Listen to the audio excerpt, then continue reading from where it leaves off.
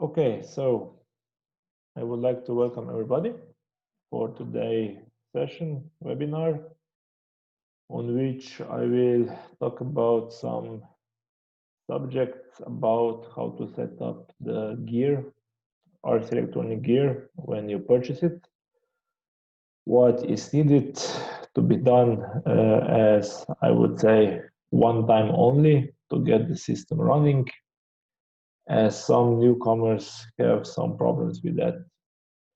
Later on, I will also show you how the listen mode is working to have 2 or 3 ground units connected to one onboard plane unit. And I will show an example of how the gear is installed in my plane, what is important, how to optimize it to get the most room inside your glider. So let me start sharing the screen. Okay. John, can you see the Raven Sparrow picture? Yes, thank you. Okay. I will start with presenting the onboard plane units from RC Electronics. The newer generation are called Raven unit and Sparrow unit. Both units has more or less similar performance. Raven has more sensors and more algorithms than Sparrow, and better GPS receiver.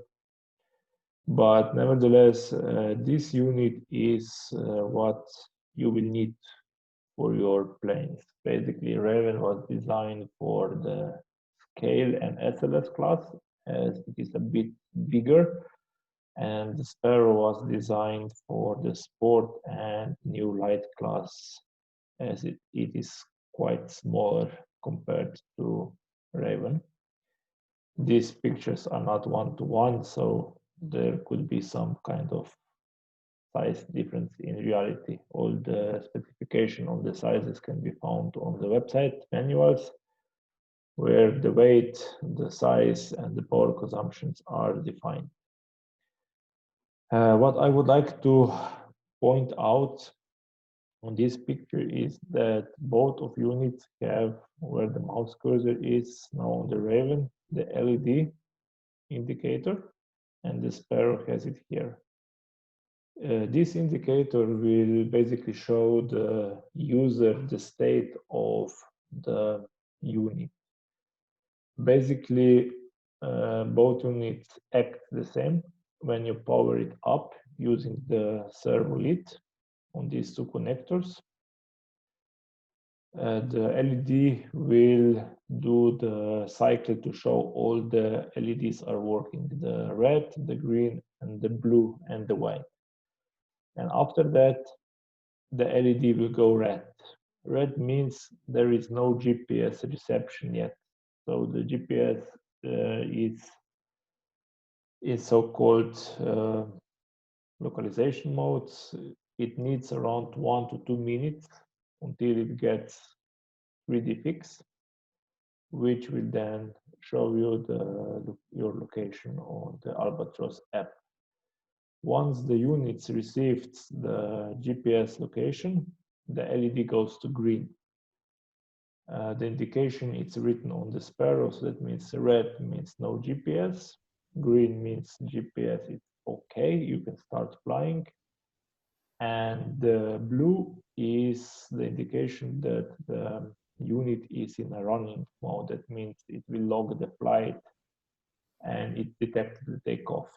So once you land, you may see the blue light for, let's say, 5 to 10 seconds, then it goes back to green. So it's ready for takeoff. Okay, so these 2 units will be installed in your plane. And what you need to do at the beginning, basically on the Sparrow, you have the SD card, which you remove. And on the Raven, you connect the Raven to PC with USB micro cable on this connector. Once you connect it to a PC, you will get a new flash disk for Raven or SD card notification for Sparrow. The file structures are the same on both units. In this example, I will show the Raven, but if you insert the Sparrow, only the names will be just Sparrow info, Sparrow settings, Sparrow archive. That's the only difference. So we can go on as a common explanation. So what you see on the flash disk or SD card, there are some folders and some files.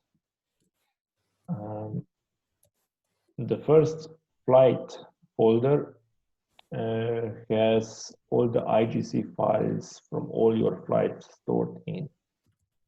Over here, you will find basically all the files which you would like to review later, and also the Polar files are saved into this folder. Next ones, logger, system, and user. These are system folders which are not meant for the pilot. If you delete them, no worry, they will be automatically regenerated. Just leave them as they are. In the manual folder, you can find the latest manual which has been on the website on the date we ship it out, the unit. So it may be up to date or it may be old if you purchase it, let's say, 1 year ago. Then you have 4 files which are basically important. We will go with the last one. The RCU file is the RC update file. This is the file which you just copy to the SD card or flash disk when you would like to do an update.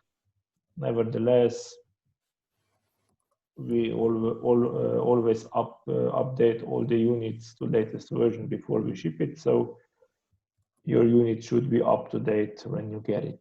But if there will be new update on website, you just copy the update file, replace this one, and make system restart power recycle, and the update is done automatically. You can read more about updating in the manual. Then we have the telemetry per key text file, which is basically the most important file to pair your plane and ground unit. The next slide will be about this file. And then we have 2 more files, which is Raven info file and Raven settings file. Raven info or Sparrow info file will just tell the user the status of the unit with all the versions, hardware version, software version, which settings are active, all of that. And in the settings file, you can set all the, I would say, unit specific settings, which I will also go through a bit later. So, does anybody has any question until here?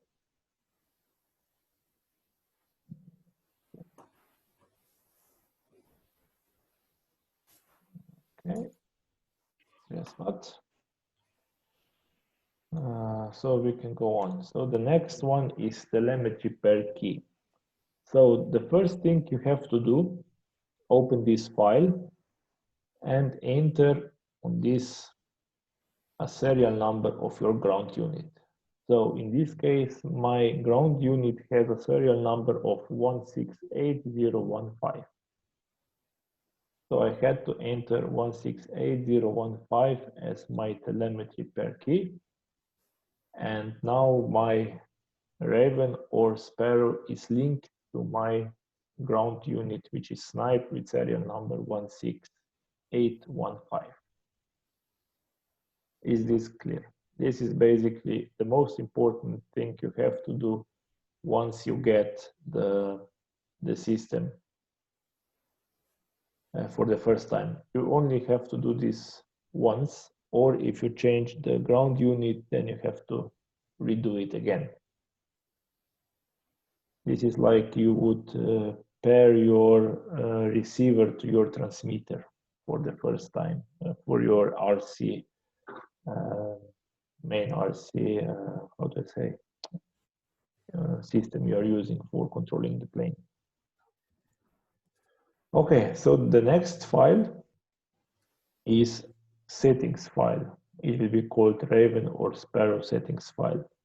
In this file, you find two options which are unit specific. First option is third-party telemetry in use, and the second option is servo channel. So what is what?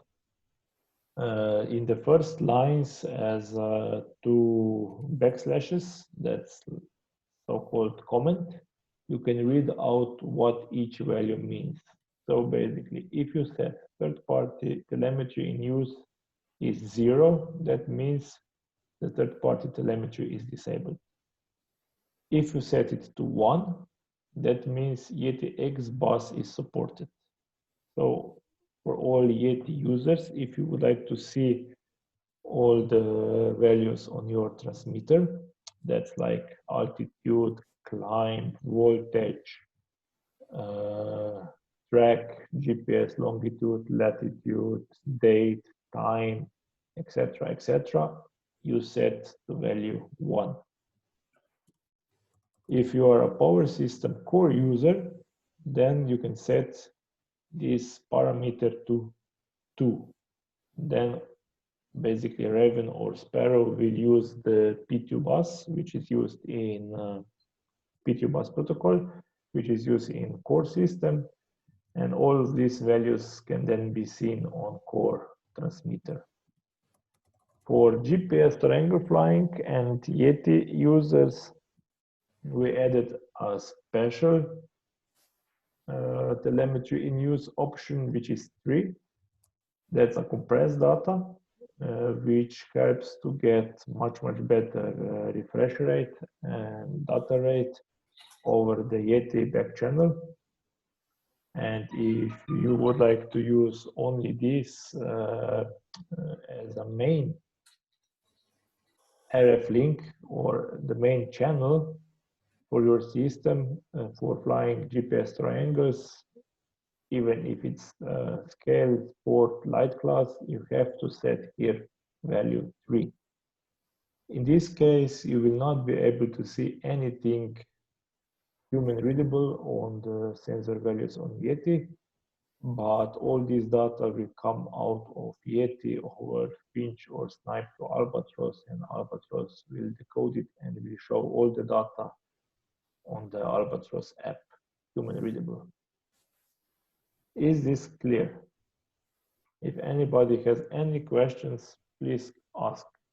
If you do not use any of Yeti or core system, set this to 0, or you don't even need to change it. You will just not have any data over your telemetry link. Graupner, Futaba, Multiplex, Spectrum, all of those are not supported yet, as there is no way for now to get the data out of the transmitter. Only Yeti and Core support this option, so we can use it to get the data to Albatross. Okay, let me check. If you have any questions, write it on the chat window. I don't see it. So, and I will answer it a bit later. So the second unit specific is servo channel. This is basically very specific for GPS triangle flying. If the user would like to control the start, restart, which page is shown on Albatross using the switches on the main RC equipment. In this case, I use Yeti and I use this switch for start, restart, and this slider to go to thermal, start, and glide page. So what to set here? By default, the servo channel is set to -1, and you can read out that the servo channel for servo control, if -1 is used, then lower servo input on device is used. Otherwise, servo channel from third-party telemetry data is used. What does this mean? If I go back,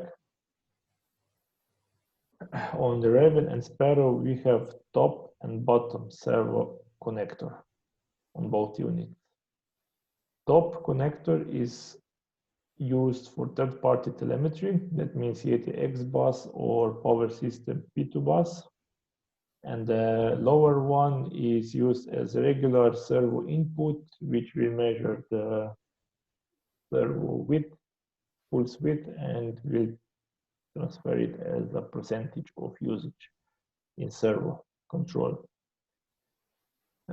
So majority of them are using -1, and they just connect the lower connector to a free servo connector on the receiver, and then just set your mixer in the transmitter to control this, I don't know, let's say servo channel 11, to which the Raven or Sparrow is connected, to control it over the switch. And with this, you can already then control the app.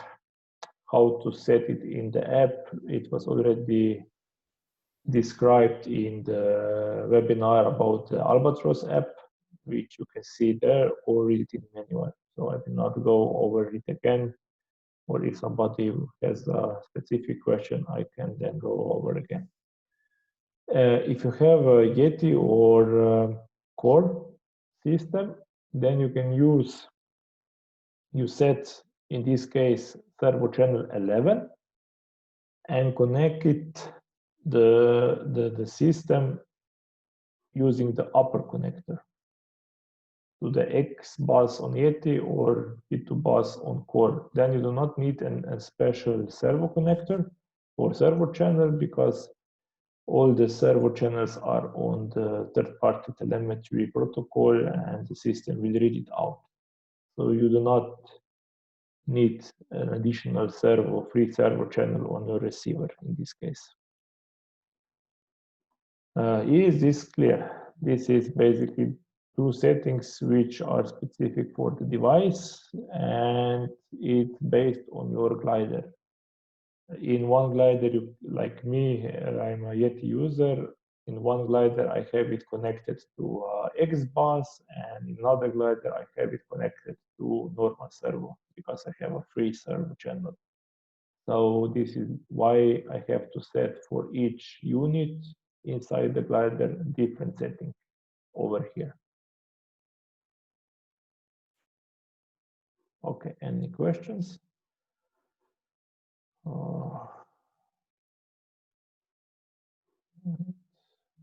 Yeah. Stop share.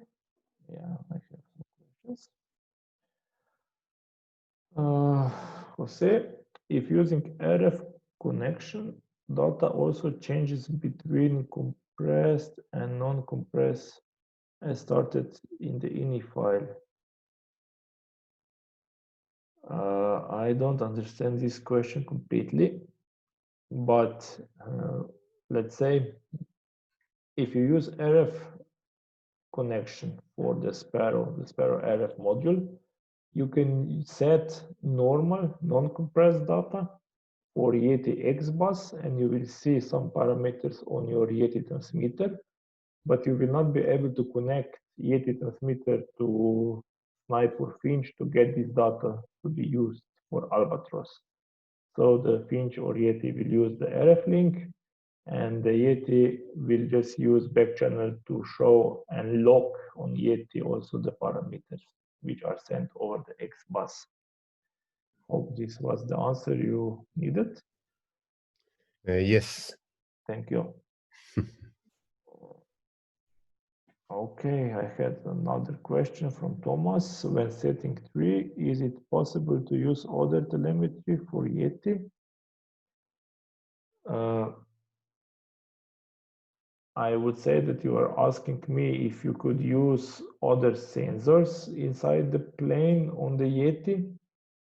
You could always use another sensors like, I don't know, current sensor or voltage sensor or temperature sensor and send it over the Yeti X bus, but I would not recommend because the compressed data was designed only because the bottleneck of the so-called data transfer is on Yeti, how do I say this, internal PPM connector, which has a very low baud rate. And if there is a lot of data coming out, because Yeti always tries to transmit all the data which he receives over the back channel, then the refresh rate of each sensor value is very low. And in my opinion, it's not usable for flying GPS triangles, as the refresh rate on, I would say, vario or position can be lower than 1 Hertz. We cannot control which value should be refreshed more frequently. This is up to Yeti, how it gets. So this is why I recommend for GPS flying, disconnect all other sensors from X buses, use only Sparrow or Raven, and in compress mode, and then you will get a good and useful refresh rate for navigation and vario. Next question, Thomas Shorp. How can I use the data recording in Raven or Sparrow if the radio connection to Snipe was interrupted? What do I have to do to upload the original file from Raven or Snipe to GPS Triangle? Leak, how do I get a valid file? Okay, that's a bit more technical question, which is not, let's say, for the beginners, but it's possible. For that, it's still in a testing mode. First, you need to save a task which you are flying to a Raven or Sparrow SD card, and you need to name it task RCT, and then you can just fly. You need to have your start restart made over the transmitter because the GPS Triangle Leak website needs to know at which point you started or restarted the task. So you need to have a servo control enabled for controlling the start restart. And after the flight, when you land, you find the files in the flight folder, which I showed at the beginning. IGC is the file name, and you can upload that file. Okay, next one, Ron. I have a Graupner. I want to control using channel 8. Please help. Okay, so in this case, you have to set your servo control mix or switch control on your Graupner transmitter to be linked to channel 8. What that means, let's say in Yeti, I have to create new, let me just turn it on so I know the name. In Yeti, so I have to make a new function, which is servo function, which is basically named servo control. Then I assign to this function the switch, and then this function is assigned to channel 8 for the receiver. After you set up your transmitter in this way, you go to Settings.ini file, Sparrow or Raven, I don't know which unit you have. and you set servo channel to -1. It should already be set like that, because this is the default value.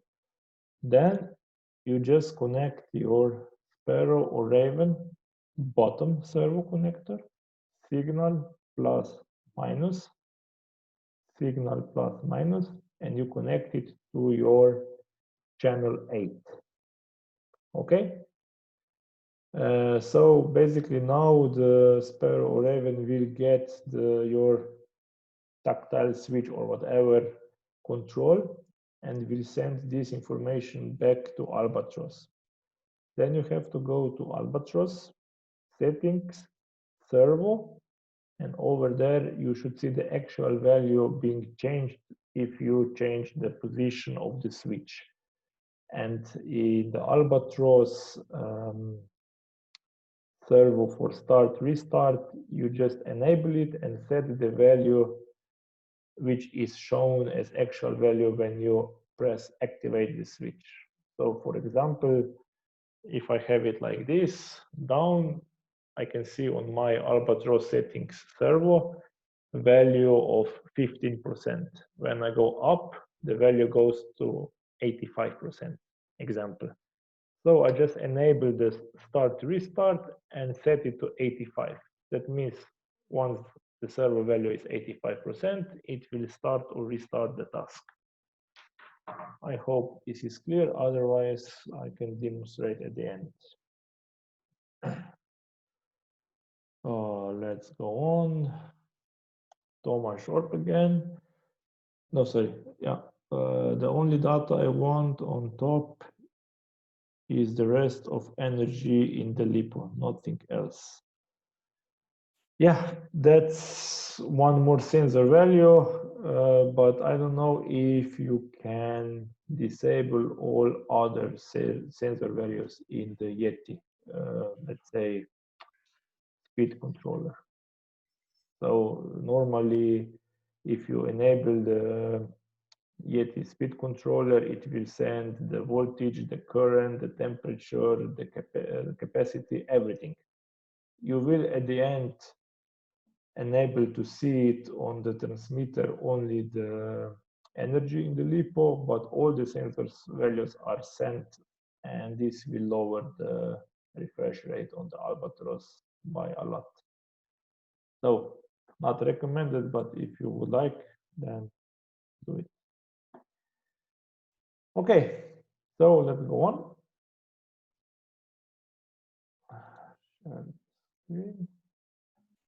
Okay, so settings file, and now we are on info file. Thank you, John.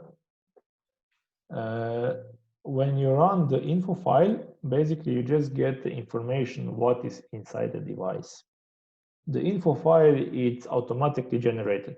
If you delete it, if you modify it, every time you will power up the unit, Sparrow or Raven, it will generate this file. This is just for the information to know what is the device name, the serial number, IGC serial number we can skip, what is the hardware version of the device, when it was produced, what is the firmware version. This is not the latest is now B10, but this is not up to date. What is the telemetry pair key? So this should be the same as you set into the telemetry pair key.txt file.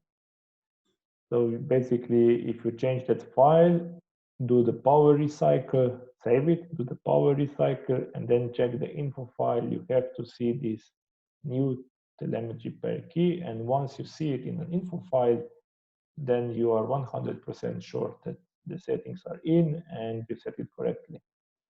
It will also show you which telemetry protocol you are using. I'm using the Yeti X bus.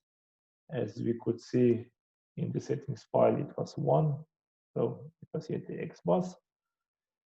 And all others parameters, basically these are parameters for electronic compensation level, the vario filter, the servo trigger level, if you're flying with the system without Albatross, but I don't know if anybody is flying. And the servo control input, I'm using bottom connector. As you can see, the settings was -1. That means bottom servo connector. All clear? So basically, info file is just to check it if everything is okay, correctly set, and you have to set the settings file and the telemetry per key file only once. Do this for the first time, correct, and then you can forget about all these files.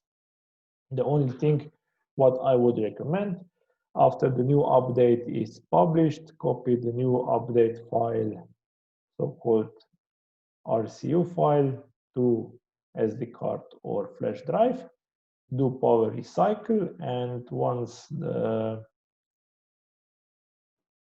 unit boots up, the LEDs goes red, green, blue, white. You can then check again info file, and in info file you need to see new version. Firmware version has to be the latest one, which is then published on the website. Okay.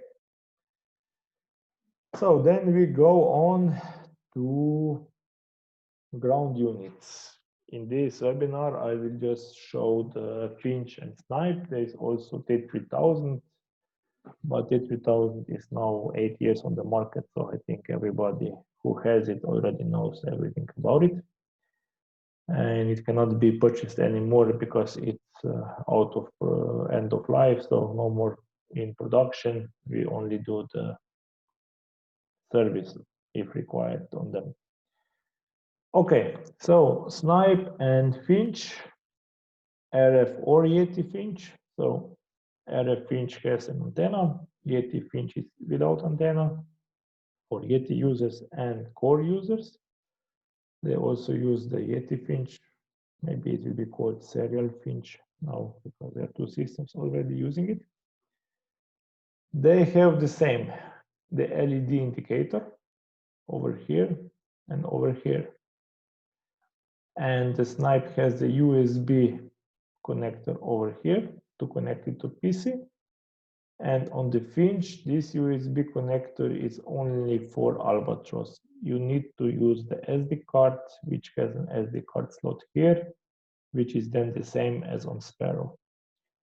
Finch comes without SD card because you can use Sparrow SD card if needed for updates and any settings. Okay, so the SD card will not be in the set. So the idea is then the same. Basically, Sparrow and Finch you control over the SD card, Raven and Snipe you control over the USB connector. Once you connect Snipe to USB, to PC via USB cable, or you insert the Finch SD card, you see again more or less the same file structure on both units, Snipe and Finch. Let me just see if there is any questions. Yeah, I will just go and answer the Kai Wimmer question. Depends in the sensors using an Unisense, then you can choose only capacity for transmitter. Okay, thank you for the explanation. I didn't know that. So if the sensor has an option to disable others, only which you would like to see, then do it. Don't use too much data bandwidth on Yeti or the values which you will not choose to be shown on the main screen of your transmitter. Okay, let's go back.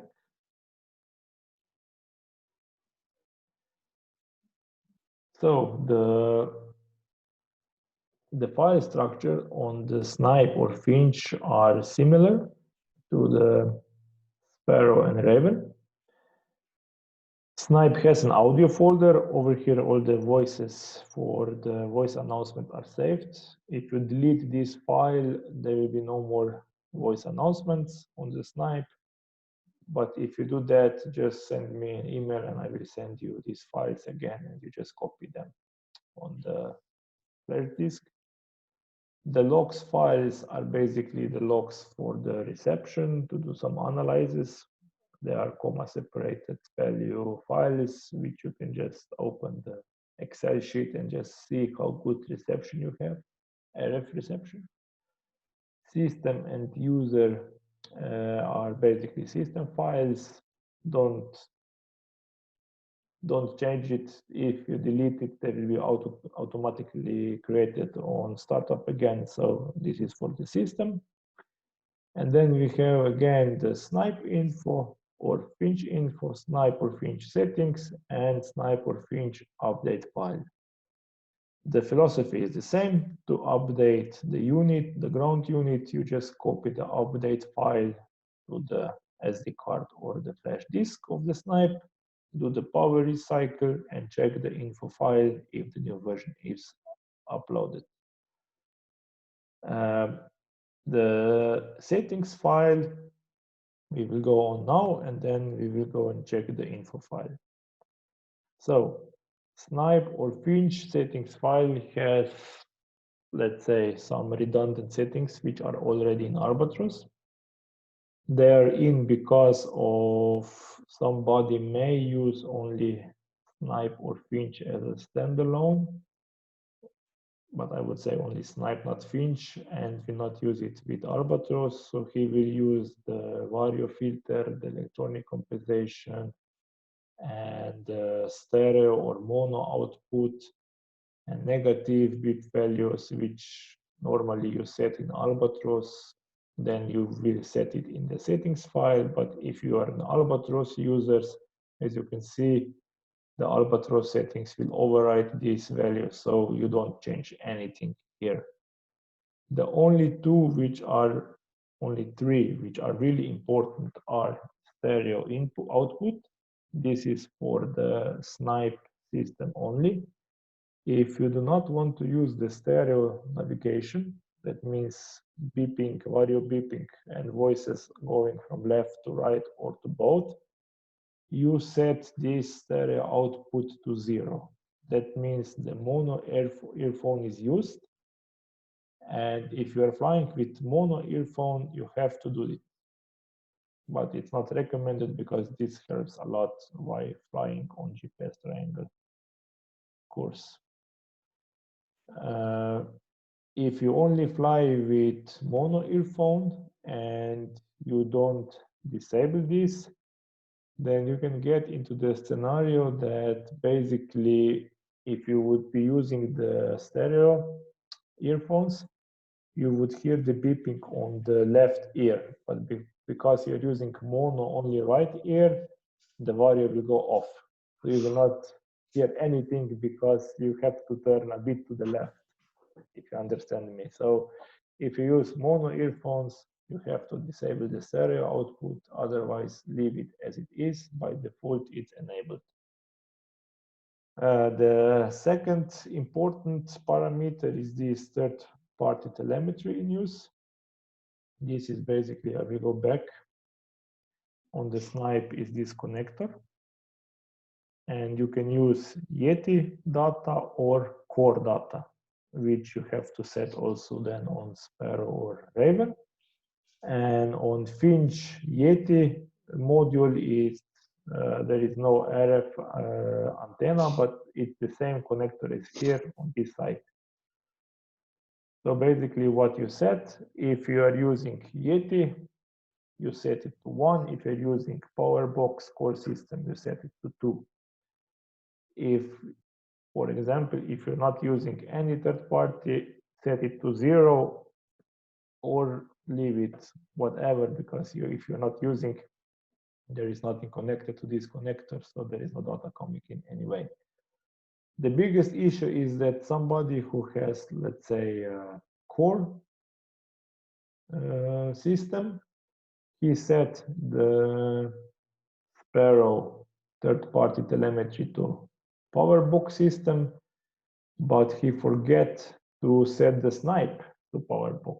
So the snipe is expecting Yeti, in this case 1, and there is a PowerBox data coming in and it will not be able to decode. So if the back channel link for core or vice versa for Yeti is not working correctly, check this parameter if it's set for your system. And the third one is listen per key, which I will go at the end of this webinar. Basically, I will just read out the comments of the listening mode. By default, it's 0. That means the listening mode is disabled.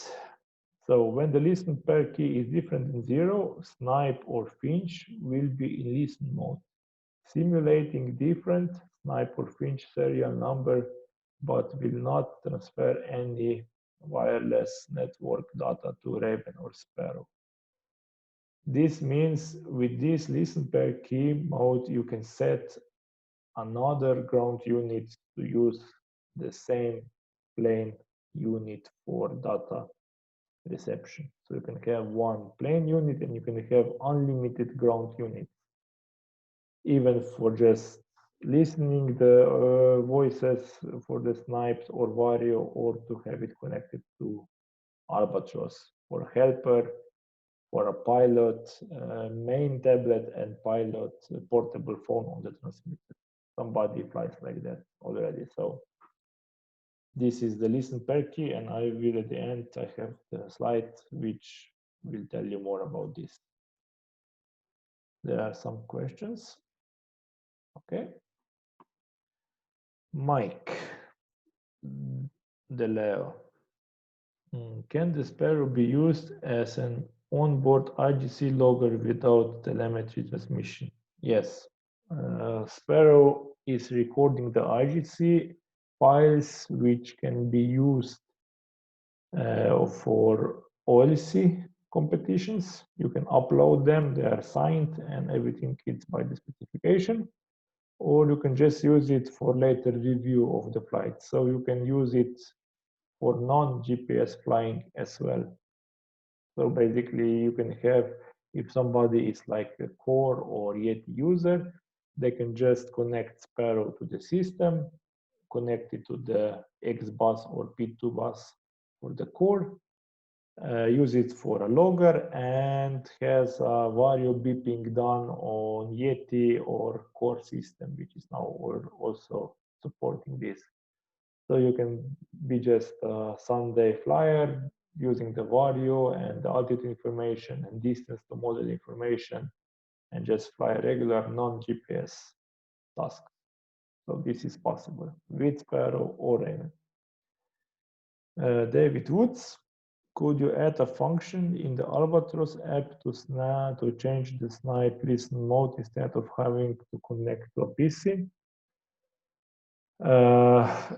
That could be an option, yes, but at the end, the idea is not to set your ground unit to different listen modes, so you could hear what somebody else is flying on the competition. So this is why you have to use the computer to set serial number, because normally if pilots are using two ground systems, they are using it with the idea to have one master and one slave in listen mode, and will be always in listen mode for the same system. So at the end, you do this only once. So this is why this is not a parameter to be changed in Albatross.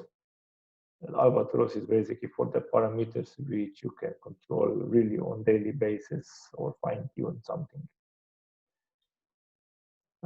Thomas Shorp, which data will be transferred to Raven Sparrow? I don't understand this question now. Can you specify it a bit more? And I will come back later. Yes. Okay. Can you hear me? Yes, I can hear you, Thomas. You talked about the listen mode in Sparrow and Raven. The listen mode is on ground units. It's on finch and snipe.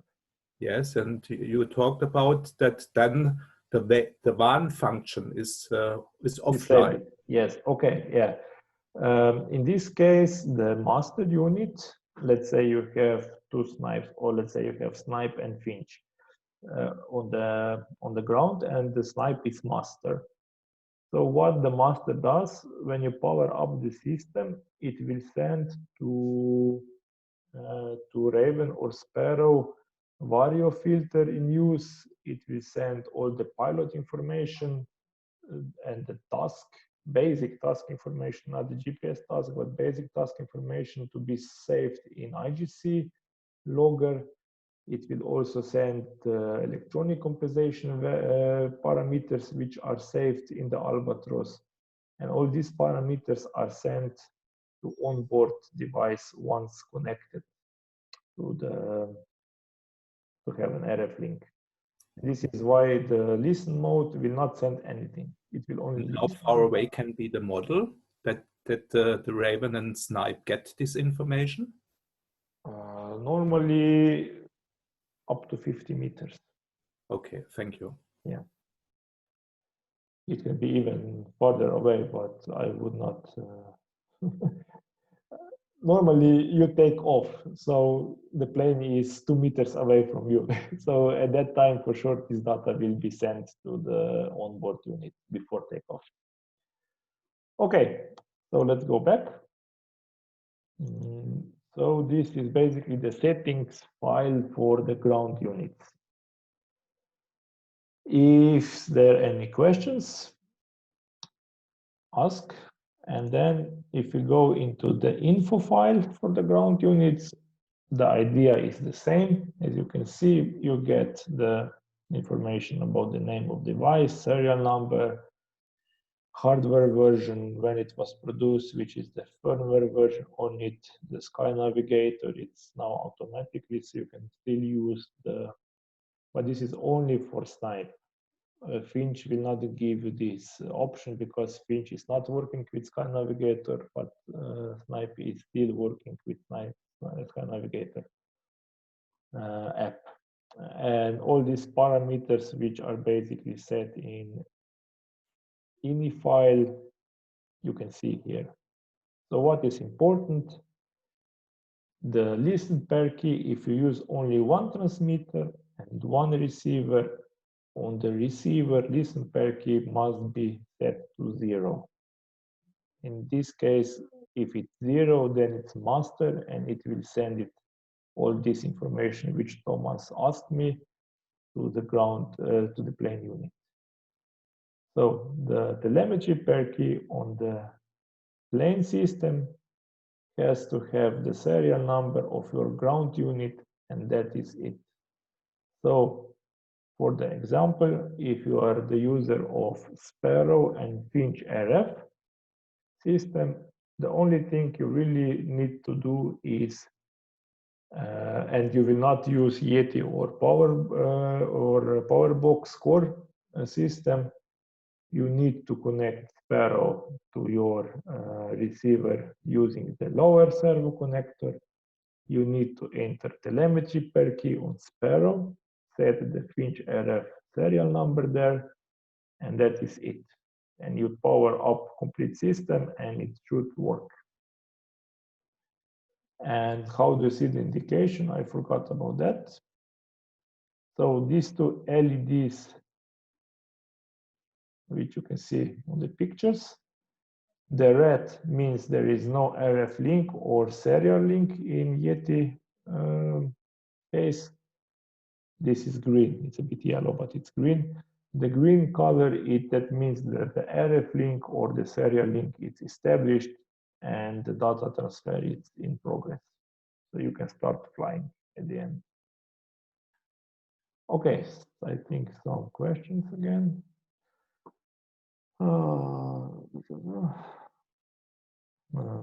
Say the listening unit reads all the data to the tablet. Yes.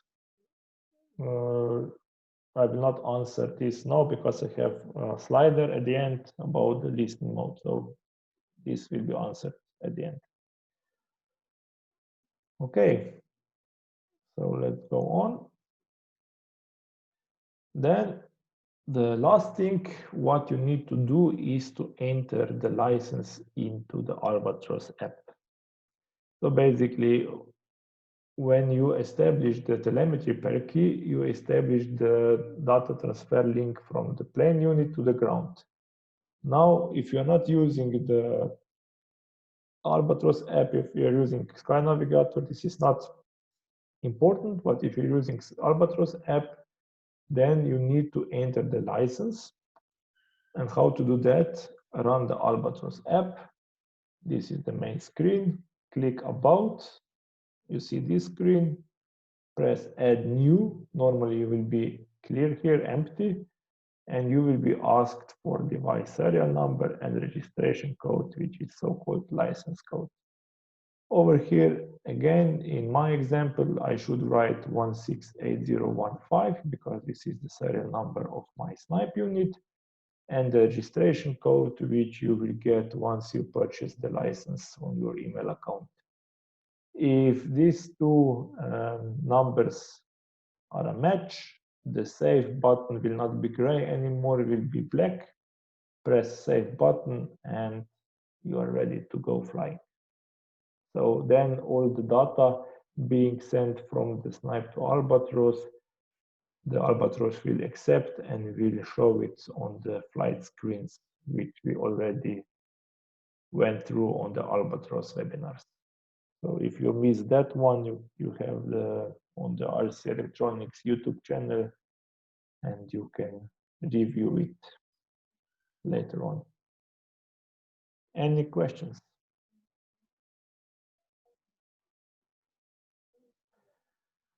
No questions here. Okay. So now I would like to show you an example of installation inside the plane. I'm using the light class plane and the scale SLS plane.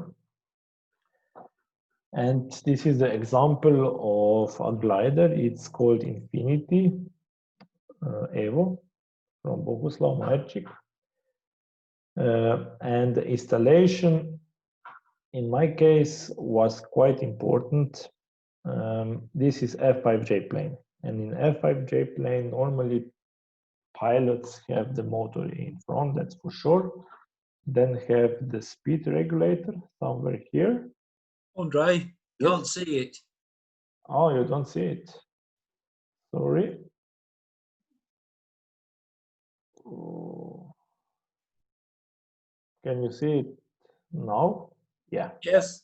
Okay, thank you. Sorry for that. Why can't I control it now? Ah, okay.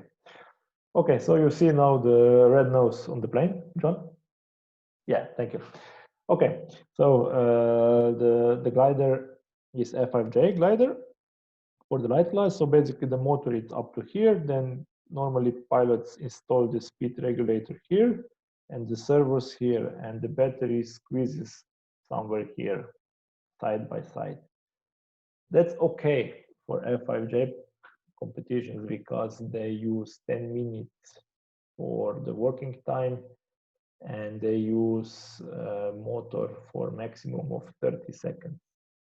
So the batteries they are using are 600 to 800 milliamps, which works. But if you use it the same way, you will be limited on a tactical part of GPS triangle flying. And in sport, light, and SLS class, the motor is a big tactic.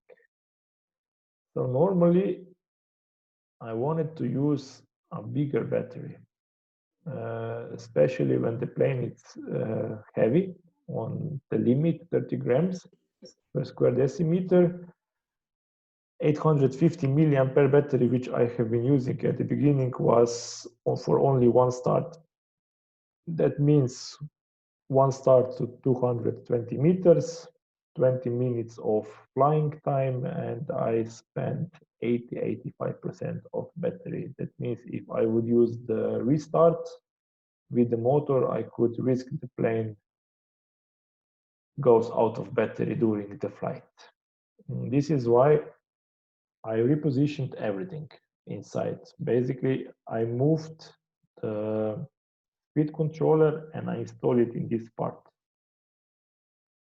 And in this part, there is the receiver and the speed controller, and all this area from the servos, which is from this part up to here, it's for battery.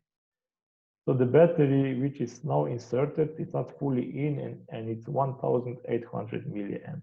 I could very easily squeeze in 2,200 milliamp battery. This will give me, even if I'm fully loaded, I can do from 0 to 200 meters 3 times and still fly 20 minutes on the task working time, and I will not empty the battery. So what that means, when you start the task, if you hit a big sink and you still have a window opened for a restart, use the motor and go back again. If you don't have the battery for that, then you have problems. Then somebody else will win you just because of the battery. This is why I really recommend you to reposition the electronics inside the plane to really have a lot of space for battery, which in my case, in my opinion, it's very important for tactics.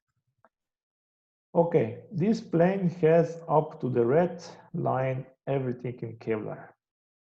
That means if I use only Yeti back channel as my primary link, I just push the Sparrow unit behind the servos. Everything is Kevlar or glass, no problem with the reception. Everything is hidden, so it's very slim and nice design. Okay, I see some questions. Okay, John, what is the interesting tech prop you fitted? Okay. So can you see the plane again, John? Yeah, thank you. Over here you can see my tech prop, which is my regular tech prop for retails. I just made it shorter, so it's not 120 millimeters long, it's only 45 millimeters.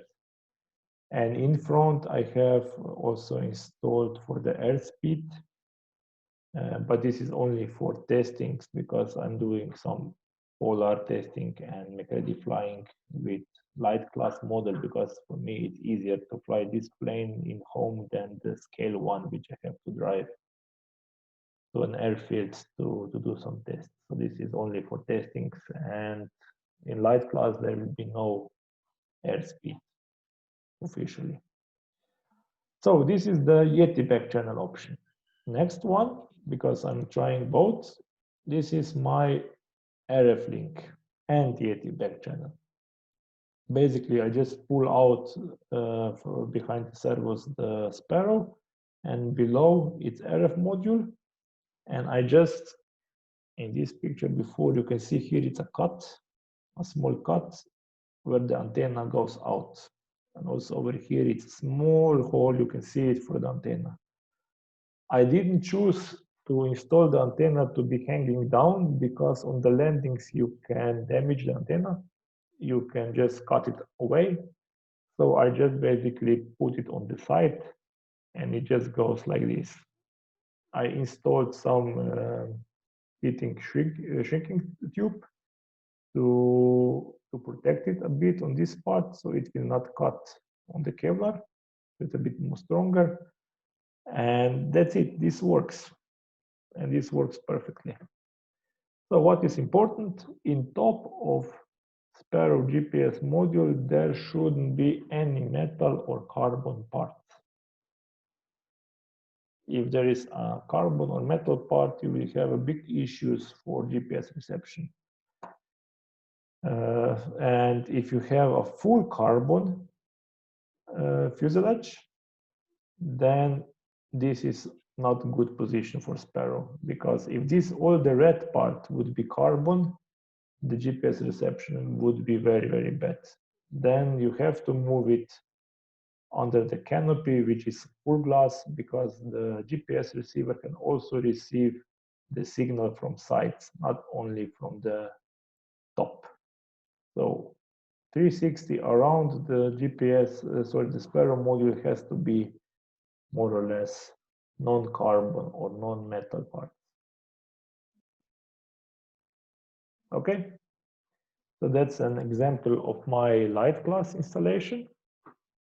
This system works flawlessly.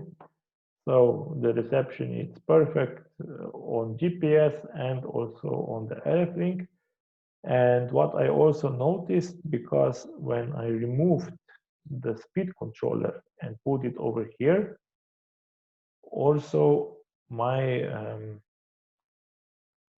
how to say GPS acquire time, it's very low, because I think some of the bits systems inside the speed controllers may interfere with GPS systems, and it may took a bit longer to get a GPS OK signal on the Sparrow, but because I removed all this how do you say, high frequency DC-DC stuff away from Sparrow, then it's instant.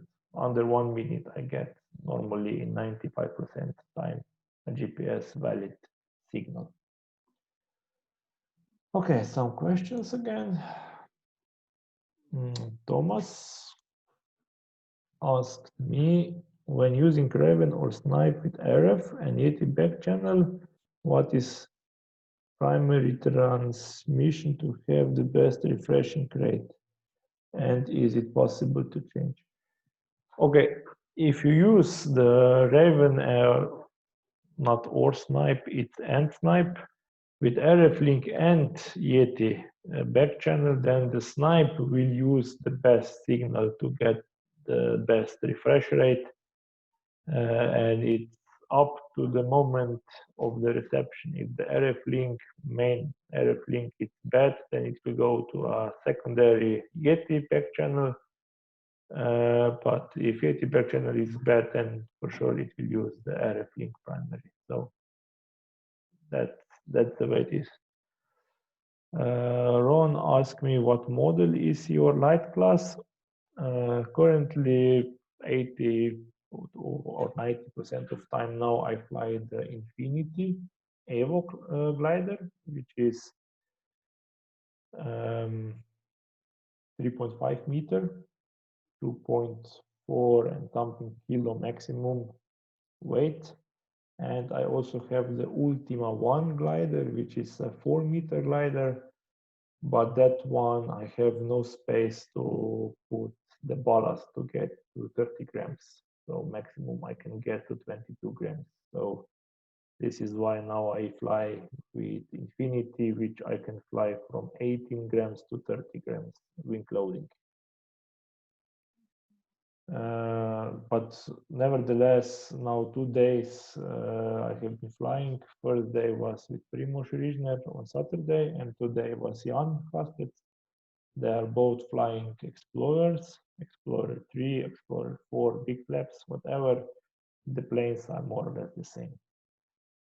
It's really up to the air you are flying, the thermal you are taking, and the speed you are flying between the thermals. That determines how many laps the winner will do. So it's very, very tricky that you can lose, you can be higher like 10 meters or 20 meters than the other guy, and the next lap he is 40 meters higher than you because he took better way, or he spent a bit more time in a thermal than you did. So back to sharing. Okay, John, you see picture of the plane? Thank you. So this is the light classes. And the next one is the scale class.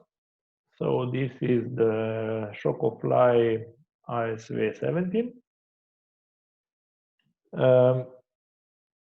I have to comment out that in majority of the competitions, not all, but majority of pilots have a big cable nest over here in the scale gliders. And then they just put the antenna somewhere in between the cables. This will not work. everybody is sticking out the main, you can see over here, yellow one, the main receiver antennas, but they just put the Raven or Sparrow RF antenna just somewhere, and they have bad link. I can show you now how nicely the installation can be done with just small bit of tricks. So what I did, I just expanded the speed controller behind the motor. It's on the rubbers in the air. It's not spending any space where I need it for the Raven. I moved everything behind inside the carbon. So my central box for Yeti 200 is over here. My batteries for the system, it's behind the landing gear. All the cables are going back. So basically only the cable for the motor and the hook is going over here. Everything else is absolutely clear. No metal, no cable, no problems with reception. Also, this new high gain antenna for Raven has to be glued to the fuselage. It should not suspend in the air because it needs some kind of material close to the antenna lines, non-metallic. Okay, it could be wood, plastic, fiber, Kevlar, but non like a carbon sheet. If it's a carbon sheet, then it's not working. So you can basically, I would recommend you to clear out the antenna part. And in GPS flying, I always, as you can see, the antenna for the of Raven is on the left side of the fuselage, and also in sport light class is on left side. Why? Because you always fly left side triangles. So this antenna is, when you fly straight, more or less is pointing towards you. It's not on the other side of the fuselage, which is the outside on the task. Okay, so it's better to have an antenna on the inner side than on outside or outer side when flying GPS triangle tasks. So this is the installation in the scale class. I will not go now over how you have to connect all the tubes. This is for another webinars. It's only for how to install it. You can install the Raven if you don't have the space here, you can install it further away because the antenna lengths are 0.5 meter. I just have it over here just for the PR channel. I would say everybody who is watching my plane sees the Raven. That's the only reason why the Raven is here at this moment. So it could be also over here somewhere, if not, if you don't have room in the front. Only antenna for GPS has to be clear over the sky, and the RF antenna has to be clear of the metal parts around it. Any questions? No, no questions. And now we go to the last screen. Okay, so the last screen is the listen mode example. I present it here a bit more graphically. So for the example, we have a Sparrow with serial number 180101. That's just some numbers. As a plane unit. On the Sparrow, we set the telemetry pair key as 168015, which is the serial number of the snipe unit on the ground. You can see on this big blue box. And now we add another Finch unit, which has a serial number 190051. So how is the protocol working? Basically, Sparrow is transmitting over the Sparrow RF module RF data as 168015 key. This is basically for protocol of telemetry protocol. And Snipe will receive all this data because it is using his serial number as a key. And then Snipe sends all of this received data to Albatross as a Snipe 168015 device. So on this Albatross, you need to have license for 168015 unit, which is this Snipe. So basically on Snipe unit, the listen per key is set to 0. And basically this part is for 95% of pilots, which are using only one system. When you add, and over here, the protocol, it's two-way. When you add additional Snipe or Finch or whatever device, you need to enable it in a listen per key and set a serial number of the master unit. In this case, 168015. This will allow this Finch to receive all the RF data using 168015 key. And once this Finch receives all this data, it will send it to Albatross using as Finch 190051 device. So you need to have the license for Finch serial number on a second Albatross.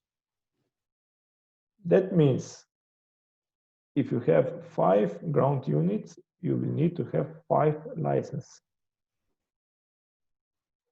Okay? If you have, for an example, T3000 as a secondary ground unit, then you don't need to have it connected to Albatross because T3000 has its own display, and you just enable on T3000 the listen per key, and you set again the master serial number, master unit ground unit serial number. In this case, 168015. It can be vice versa. The Finch can be the master, and then the Snipe has to have the 190051 telemetry per key, and the Sparrow has to have telemetry per key set to 190051. So do you understand this, how it works?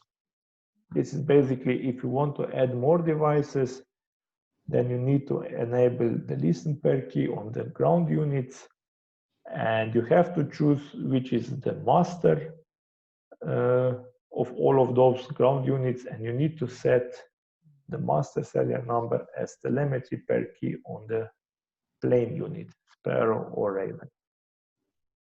And that's basically all. So I think graphically now you could understand it a bit better, how this works. I have some questions. Okay, John Greenfield, antenna on wood frame standing up in the cockpit. Could you fix the rev antenna on the wood frame standing up in the cockpit?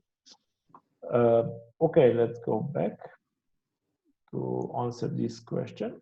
If you want somebody else to monitor on another iPad, like if he's iPad, you have your iPad, then you have to have another unit. Somebody is talking. Let me Same. Oh. It seems quite expensive. Oh, yeah, 1 second. Okay. Come back. So if you have this high gain antenna, the wood part should be bigger. Okay, still nothing. Okay, can you see now, John? Yeah, okay. Okay, so if you're using the high gain antenna for the Raven, the wood part should be bigger and wider than antenna. Not only this part, the central part on the wood, complete antenna has to be on the wood. That really, if you like if somebody understands what the SVR is on the transmitting part of the RF stuff in electronics, if this antenna hangs in the air, the SVR part is like 7, 8, 9, which is catastrophically bad. It should be below 2. When you put it on the, let's say, like this big plate, and the antenna is like this big, then the SVR will go 1.5, which is perfect. So this is why it has to be on a bigger plate, non-metallic plate. So I just recommend it, use it on the side of the canopy or fuselage, and that's it. It will work nicely. Okay, next question.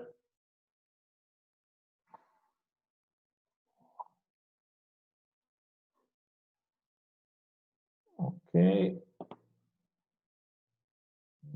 Quite a lot of questions. Okay, my Sparrow 6-volt max, but I want to use 2-cell LiFe. Okay, Mike, if you have the Sparrow, which has the serial number below 180050, then this is true. You have maximum of 6 volts on input, voltage input. So if you would like to use the 2-cell LiFe, which is then 8 volts, you will need to put in between very small PETS unit, which is able to give 200 milliamps. So the Sparrow will get like 5 volts max or 6 volt max. The second generation Sparrows can go up to 10 volts. So that's only for the first series Sparrows, which have been sold last year. So all this year deliveries are high voltage versions. David Woods, is there any advantage of using a snipe instead of a Finch RF as the second listening mode? I would say the only advantage could be a bit better reception range. So the snipe will have a bit more range on the RF. Finch has, let's say, 10 or 20% less range. And that's the only advantage, because the helper really doesn't need the stereo information. So you can use the Finch as a secondary receiver.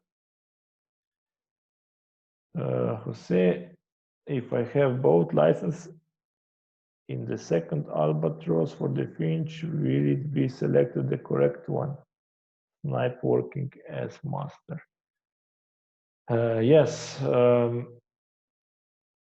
you can have, let's say, if you have 2 units, you can install for both units the license on the first Android device and second Android and third Android device.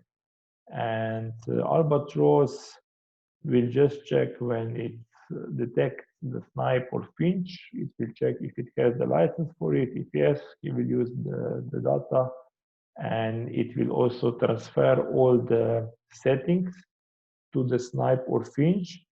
But then the Finch or snipe decides if it's a master or listen mode enabled. If the listen mode it's enabled, then none of data is transferred using the RF link towards the plane. If it's a master mode, so the listen mode is disabled, then the unit sends also the Albatross settings to the Raven or Sparrow. So this is done automatically. Thomas Shorp, so I have to buy 2 Albatross licenses to use 2 ground units. One only in listen mode. Yes, that's correct. If you want to use only in listen mode, you also have to buy the Albatross license. I would like to point out again that the Albatross is a part of Snipe or Finch. It's not included in the product because somebody can buy full version of Albatross, and somebody will buy light version of Albatross. So this is why this is separate. And when you buy the ground unit, you have to also buy the license for the Albatross.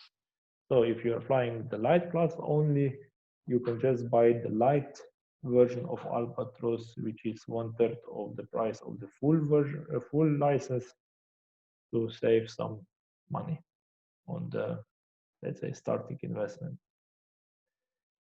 Okay, David Woods, you need to remember if the pilot resets the flight from his snipe, then the second listen unit doesn't follow this and will also need resetting by the helper. Yes, that is absolutely correct. If you are using manual reset, that means the reset or restart on the Albatross, pressing the start label in the header. If you are using the servo channel, then this will be done automatically on both. If on both Android devices you enable the servo control and you put in the same value for start, restart for the servo. In this, so this is then recommended that even if pilot or a helper, no, only the pilot can restart, also on the helper tablet, the task will be restarted. If the pilot uses the manual, so he is pressing on the tablet, then also his helper needs to press restart on his listening mode set. Okay, is this clear? We go back here. So this is it. Thank you very much. Now I would say if somebody has more questions, please ask now. As the webinar is officially done, so all the subjects are covered. If somebody would like to have more info, which I didn't tell, please ask. I will wait for a minute and then I will stop recording. Everything perfect, Andrei, after the update. Thank you. No more radio frequency problems. Yeah.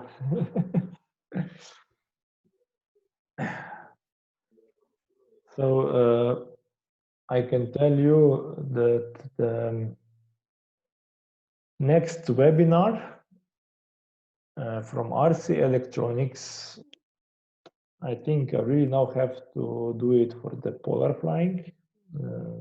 It's a bit time now, so I will do the next one, I would say, in a week or two. I'm also discussing with Daniel to have also the GPS committee will have webinar in the future, so that we are not covered. So one webinar per week, I think it's a very nice rate. And also John Copeland is doing them. So I would say if nobody else will do the webinar, I will do it for polar flying. That will be a very specific, basically for Raven users only, a bit more technical part. And for the third one, I would say, or the next one from the RC Electronics side, please write me an email on the subject which you would like to have it covered, because in my opinion, I have covered more or less all what is really urgent. The tactics around flying the GPS courses and so on will be done by GPS committee group and John Copeland speakers. So as RC Electronics representative, I will not speak about the tactics and streaming and so on. So that's it. And I will send an email notification and Facebook notification to all which are basically following the Facebook page and which are on my mailing list. So if somebody is not on the mailing list for Ars Electronics news, send me an email and I will add you to the list. So thanks a lot. Thank you very much for you. And Andres asked me when it's going to be available on YouTube. I will upload it tomorrow. So once I have the link for the YouTube, I will send it on a Facebook, and it will be also published on gpstriangle.net website and on Facebook. And if you subscribe on Ars Electronics YouTube channel, you will also get a notification when I upload this webinar. So thank you very much.